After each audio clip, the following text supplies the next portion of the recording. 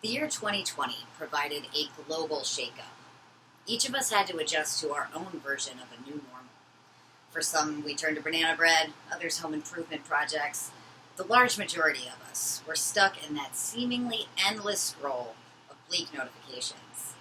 In our isolation, our algorithms led us towards distinct political paths and distinct political leaders. When the COVID vaccine became available to us, figureheads of varying authority made strong arguments for or against getting vaccinated. I can remember the feeling of this polarizing time, seeing friends on social media posting opinions that opposed my own, and wondering if we would ever be able to reconcile our differences.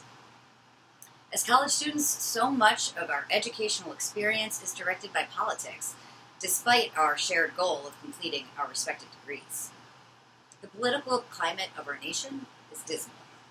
According to the Pew Research Center, when asked to describe U.S. politics currently, 8 out of 10 Americans respond negatively.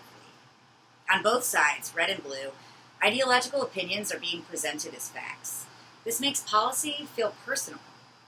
And when our moral attitudes are questioned, we feel attacked. According to the PBS documentary Divided We Stand, Understanding America's Polarization, Former Tennessee Governor Bill Haslam suggests it's that the other side has become the enemy. They're not our enemy. Poverty is the enemy. Climate issues are the enemy. Now, if you have a different idea of how to solve that, that doesn't make you my enemy. As we face a future with dwindling resources, unity is our only chance at survival. While we argue over how to prevent climate catastrophe, for example, carbon emissions continue to overwhelm our planet. We cannot make lasting improvements until we learn to prioritize our similarities over our differences. How can we overcome these oppositions and unite as a nation? Read Parable of the Sower. According to a video essay by The Secret Sauce of Storycraft, unlike other dystopian or apocalyptic books, there's a very significant thread of hope that runs through the series.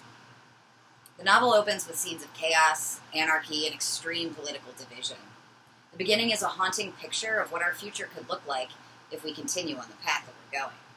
Octavia Butler herself described the 2-book series as cautionary tales. According to Ayanna Jameson and Moya Bailey's TED Ed animation, Butler wanted to write diverse characters for diverse audiences. She brought nuance and depth to the representation of their experiences.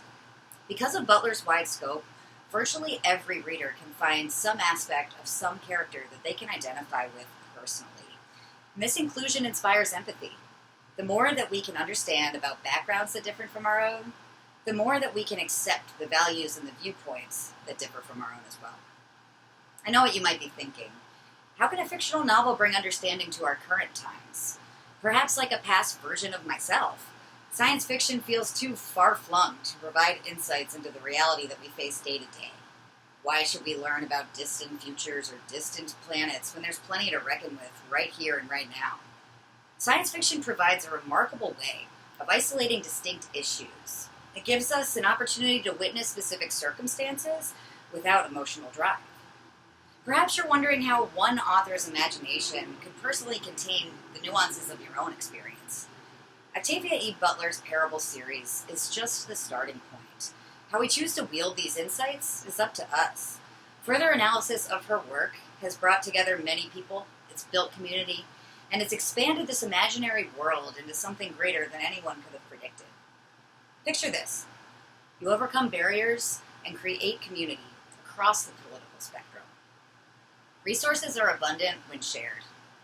Imagine that you're going to a community potluck. On the way, you stop by a neighbor's house to drop off eggs from your backyard chickens. And when you arrive, you're greeted to a warm meal amongst warm company. Together with your community, you construct plans for a new agricultural endeavor, and you use input and insight from everyone that surrounds you, your own inherent skills, and an open mind toward others. When viewpoints harden and conflicts inevitably occur, they're met with compassion and with grace. In conclusion, you should read Octavia E. Butler's Parable of the Sower. Visit your local library for a copy of the novel today. I urge you to read Parable of the Sower because if you do, you will be able to envision a future of connection and community.